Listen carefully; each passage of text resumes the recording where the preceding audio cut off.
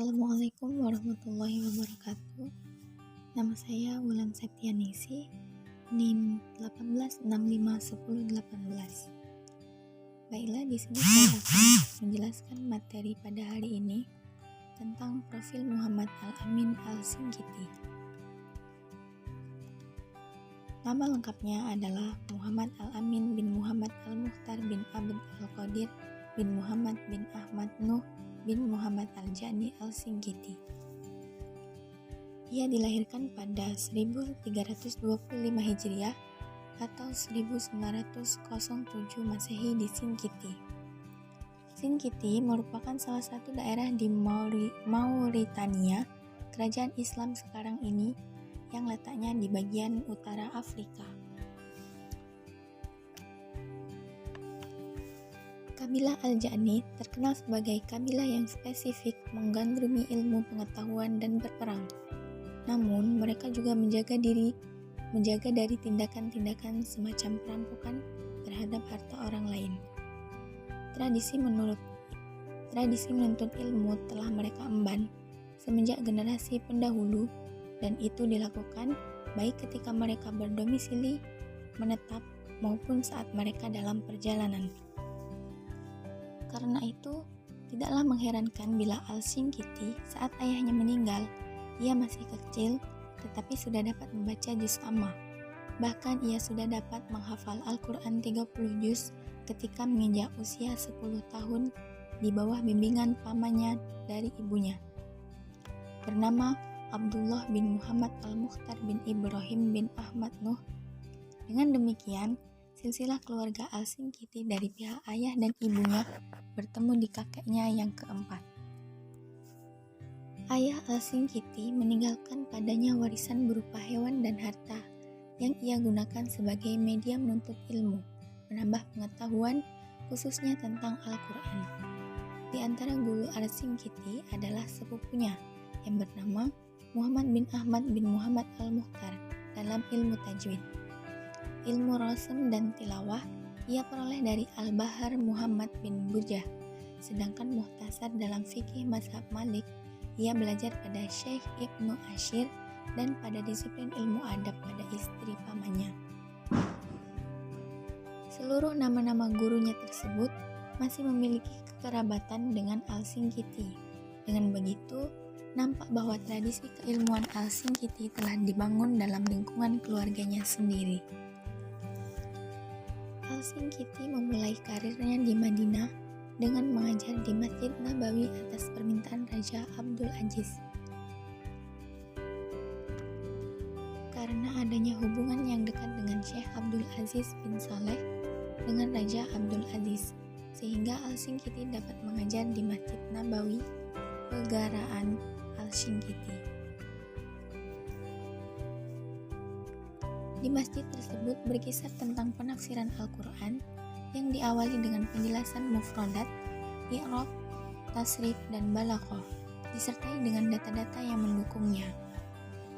Kemudian dilanjutkan dengan penjelasan hukum yang terdapat dalam ayat tertentu atau ayat ahkam, dengan penjelasan tentang usul, ulum Al-Quran, am, dan khos, nasih mansukh, sebab nuzul, dan sebagainya. Proses belajar mengajar Al-Singkiti dilakukan juga di masjid dekat rumahnya. Di masjid tersebut ia mengajarkan qawaid usul bagi para mahasiswa atau pelajar yang senior. Materi yang kedua yaitu tentang karya-karya Al-Singkiti. Di sini ada dua karya Al-Singkiti. Yang pertama yaitu karya Al-Singkiti ketika berada di Mauritania, dan yang kedua karya Al-Singkiti ketika berada di Madinah. Yang pertama, karya Al-Singkiti ketika berada di Mauritania. Yang pertama, tentang nasab orang Arab dalam bentuk nazom. Karya ini dihasilkan sebelum ia dewasa. Yang kedua, Raji' fi Furu' Mazhab Malik. Yang ketiga, Alfiyah fi Al-Mantiq. Dan yang keempat, Nazom fi Al-Faraid. Kemudian karya Al-Singkiti ketika berada di Madinah, yang pertama yaitu Man Uzawaj Al-Majaz fi Al-Manazil li Al-Ta'abbud wal al-ijaz. Yang kedua, daf'u iham al-ittirab an ayyi al-kitab. Yang ketiga, madkaroh al-usul ala rawdol al-nazir. Yang keempat, adab al-bahs wa al-munazoroh. Dan yang kelima, adwa'ul bayan di tafsir Al-Quran bi Al-Quran.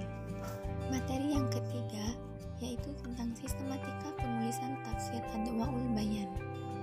Tafsir Adwa'ul Bayan terdiri dari 9 jilid. Dari 9 jilid tersebut, jilid 1 sampai jilid 7 merupakan karya langsung dari Al-Shinqiti.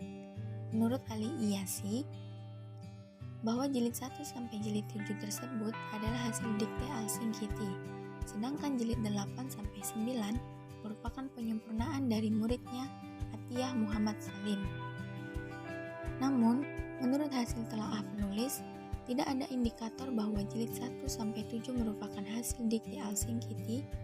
Dengan begitu, karya tersebut merupakan orisinil dari Al-Shinqiti karena adanya keterangan dari Atiyah. Dan sepertinya jilid 8 dan 9 itulah yang merupakan dikte Al-Shinqiti semasa hidupnya kepada Atiyah. Setelah wafatnya Al-Shinqiti, Atiyah meneruskan tafsir tersebut. Karena itu, jilid 8 dan 9 dinamakan Tatimah Adwa al-Bayan. Bagian yang keempat yaitu tentang metodologi dan cara penafsiran tafsir Adwa'ul Bayan. Berkaitan dengan metodologi penafsiran, terdapat beberapa hal yang dijelaskan Al-Shinqiti sebelum memulai tafsirannya. Hal-hal tersebut yaitu, yang pertama, menafsirkan Al-Quran dengan ayat Al-Quran lainnya dengan menggunakan qiraah sab'ah dan tidak menggunakan qiraah syadz. Sedangkan qiraah Abi Ja'far, Ya'qub, dan Khalaf tidak termasuk qiraah syadz menurut Al-Shinqiti. Yang kedua, dalam menjelaskan hukum-hukum, ia perkuat dengan hadis, pendapat para ulama dengan bertarjih tanpa adanya ta'assub. Pernyataan terakhir Al-Shinqiti, hemat penulis mesti diklarifikasi, sebab masih tampak adanya keberpihakan pada mazhab Malik, baik ketika menjelaskan tentang huruf al-waw pada lafadz arjulikum dan juga tentang model tayamum, yang dalam penelitian Al-Shinqiti boleh menggunakan batu, kerikil selain dari debu, sebagaimana pendapat Imam Hanafi dan Maliki. Kemudian yang ketiga,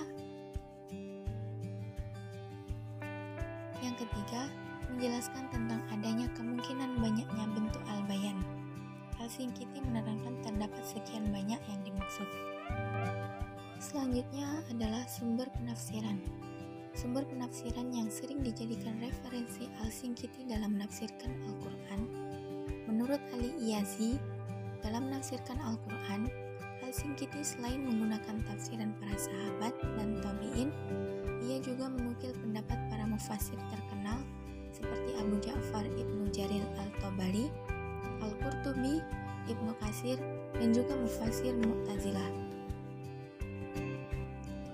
Baiklah, dari penjelasan saya dapat ditarik kesimpulan bahwa keunikan tafsir ini terletak pada kaidah tafsir Al-Quran bi Al-Quran, di mana ayat yang satu merupakan interpretasi terhadap ayat lain dengan cara melakukan perenungan yang dalam.